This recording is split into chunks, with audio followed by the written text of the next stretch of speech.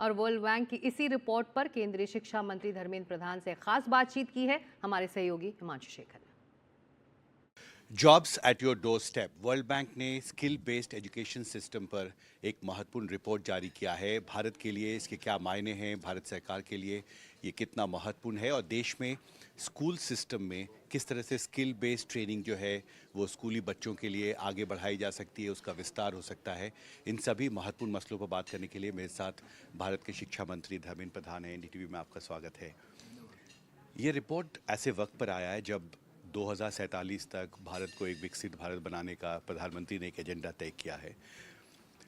भारत के लिए ये रिपोर्ट कितना महत्वपूर्ण है और कैसे आप इसको आगे बढ़ाने की सोच रहे हैं?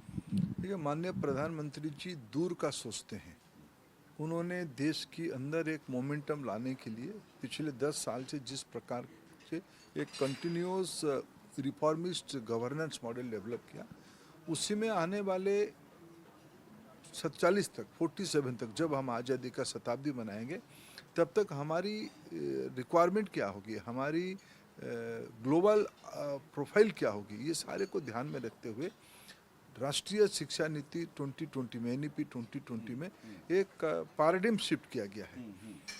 Vocational education, skill based education, अब तक एक लोअर रैंक विद्यार्थी के लिए जो विद्यार्थी ड्रॉप आउट हो जाते हैं, जो विद्यार्थी 10वीं के बाद आईटीआई या पॉलिटेक्निक तक पहुंचते हैं, उनके लिए दुनिया ही है, ऐसे एक धारणा बनाई गई। दूसरा, अगर स्कूल एजुकेशन में है तो ये इलेक्टिव सब्जेक्ट है, ऑप्शनल सब्जेक्ट है, लेना है तो ले सकते हो, नहीं लेने से भी चलेगा। लेकिन एनईपी 2020 ने एक मूलभूत परिवर्तन किया। फ्रॉम क्लास 6 अनवर्ड, 6, 7, 8 एक स्किल स्पिरिट के बारे में विद्यार्थियों को प्रशिक्षित किया जाएगा, उसकी एप्टीट्यूड, रुचि उसमें से ध्यान में आएगी। क्लास 9, 10 में 6 एरिया में, ब्रॉड 6 एरिया में बहुत सारे स्किल सेट्स को वो अपने रुचि के हिसाब से थोड़ा सब्जेक्टाइज कर सकता है। और 11-12 में वो थोड़ा और स्पेसिफिक फोकस स्पेशलाइजेशन की ओर बढ़ेगा। फिर उसके हिसाब से अगर उसको हायर स्टडीज़ में जाना है, उसको रिसर्च की ओर जाना है, वो जा सकता है। लेकिन ये जो स्किल के बारे में उसकी जो एजुकेशन होगा प्राइमरी स्टेज पे अप टू 12, ये उसकी लाइफ लॉन्ग काम देने वाला है।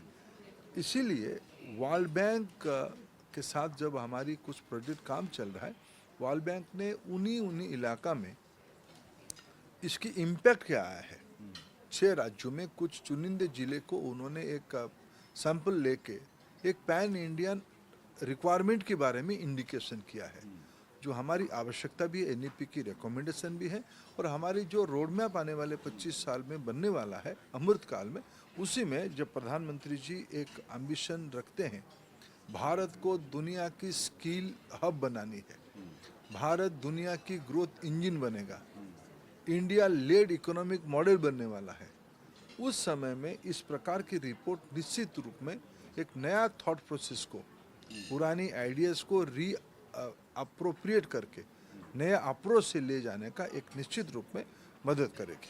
आपने एक महत्वपूर्ण बात कही और रिपोर्ट में ये कहा गया है कि इंडस्ट्रीज़, एमएसएमईज़ के पास पोटेंशियल है जॉब क्रिएट करने के लिए, जो स्कूल ग्रेजुएट्स हैं उनके लिए, और अगर आप स्कूल से ही उनको ट्रेन करना शुरू करें तो एक नया इकोसिस्टम भी बन सकता है। तो ऐसे में ये सवाल होगा कि इसका विस्तार आगे आप कैसे करेंगे? आप अभी तो उन्होंने 6 ज़िलों को स्टडी किया है, ये एक प्रक्रिया चल रही है एनईपी के तहत, आपने कहा, इसका विस्तार देश भर में कैसे हो? देखिए, मैं आपको कह रहा हूँ कि हम 2014 से इसकी काम शुरू किए हैं। हमने अप्रेंटिसशिप एक्ट को रिफॉर्म किया है, हमने नया स्किल डेवलपमेंट मिनिस्ट्री बनाई है, हमने ई श्रम पोर्टल जैसे रोबोस्ट डाटा बैंक बनाई है, हमने अपार आईडी जैसे एक रोबोस्ट एजुकेशन आईडी बनाई है, हमने एनईपी की रिकमेंडेशन में क्रेडिट फ्रेमवर्क, क्रेडिट का architecture from class 1 to life long, इसके एक आर्किटेक्चर क्या है जो अपना कॉम्पिटेंसी को यहाँ अकाउंट फॉर करेगा। और प्रधानमंत्री जी ने खुद ही एक विषय को लीड किया है, degree and certificates are important but more important is competency. Bharat अपने एजुकेशन को, अपने लर्निंग प्रोसेस को टेक्स्ट बुक से लेके, सब्जेक्ट से लेके कॉम्पिटेंसी की ओर शिफ्ट किया है। एक बड़ा पैराडिम शिफ्ट है, एक मौलिक परिवर्तन है। ये रिफॉर्म के साथ साथ दुनिया की जो नया इमर्जिंग रिक्वायरमेंट हो रहा है, पहले हम लोगों को सेमीकंडक्टर की नॉलेज स्कूल में हम देते नहीं थे। हम ग्रीन एनर्जी के बारे में उस प्रकार की ओरिएंटेशन हमारी स्कूल में होती नहीं थी। हमारी multi modal global mobility network के बारे में हमारी कोई कल्पना थी नहीं। ये सारा विषय में आज की एजुकेशन सिस्टम में, स्किलिंग इकोसिस्टम में नया दुनिया को जोड़ना, ये भी एक आवश्यकता है। उस दिशा में सरकार पिछले 10 साल में अनेकों नया आर्किटेक्चर, इंस्टीट्यूशन और पॉलिसी रिफॉर्म किया है।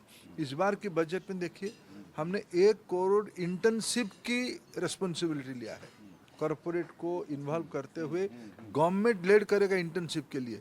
ये सब स्किलिंग, रिस्किलिंग, अपस्किलिंग की हिस्सा है। ग्लोबल स्टैंडर्ड की मैन पावर बनाने की हिस्सा है। हमारे देश में मिनिस्ट्री ऑफ कॉमर्स बहुत सारे देशों में ट्रेड एग्रीमेंट कर रहा है। आज सभी देशों में भारत की स्किल्ड वर्कफोर्स को रिक्वायरमेंट करते हैं। दुनिया में हमारी मोबिलिटी बढ़ रही है, हमारी रेमिटेंस इकोनॉमी बढ़ रही है, हमारी बेस्ट प्रैक्टिसेस, सब ग्लोबल स्टैंडर्ड्स हमारे देश में लौट के आ रही है। ये इस प्रकार के आर्किटेक्चर पिछले 10 साल में हमने बड़े स्पष्टता के साथ बनवाई है।